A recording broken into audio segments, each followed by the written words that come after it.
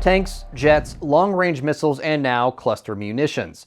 There's a growing list of weapons requested by Ukraine that the United States initially denied, but then approved sending anyway.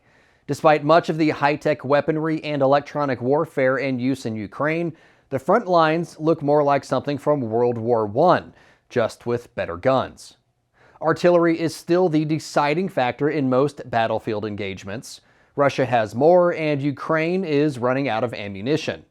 To make up for the deficit, the latest $800 million weapons package from the United States to Ukraine will include the controversial cluster munition artillery shells to be fired from 155mm howitzer cannons. Officially known as dual-purpose improved conventional munitions, they are designed to increase the kill zone of a single projectile. They are packed with bomblets that disperse while the shell is still in the air. One DPICM can take out multiple armored vehicles. And when it comes to trench warfare, the ability to disperse bomblets from the air above enemy positions is why DPICMs came to be known as Steel Rain during Operation Desert Storm. So clearly a capability that would be useful in any type of offensive operations. I would note that the Russians have already been employing cluster munitions on the battlefield, many with which include a very high dud rate, reportedly.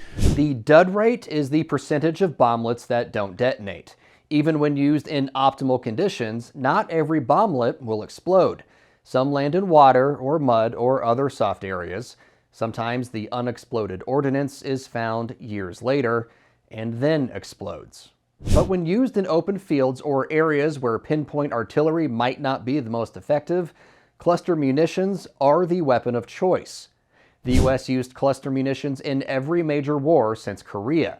Even the Supreme Allied Commander of NATO called DPICMs very effective weapons.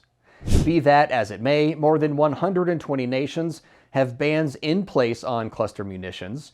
In the U.S., it's typically against the law to sell or transfer cluster weapons with a dud rate higher than 1%. The cluster shell the U.S. wants to send Ukraine has a dud rate between 2 and 3%. Some watchdog groups say it's higher.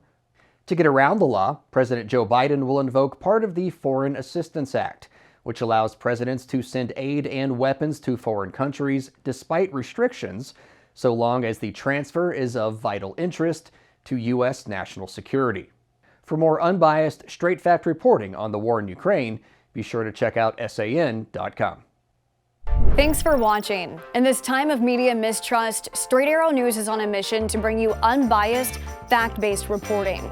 So to make sure you get journalism you trust, like and subscribe to Straight Arrow News below.